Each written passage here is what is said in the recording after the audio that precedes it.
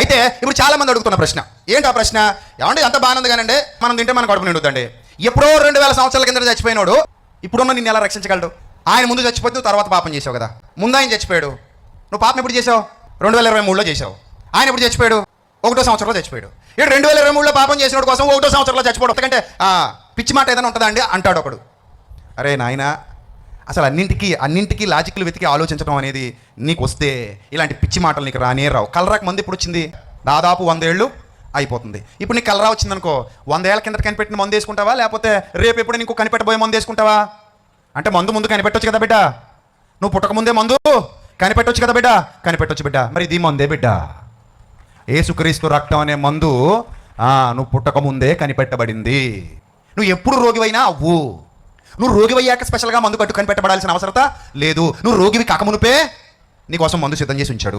యేసు ప్రభు యొక్క రక్తం అది.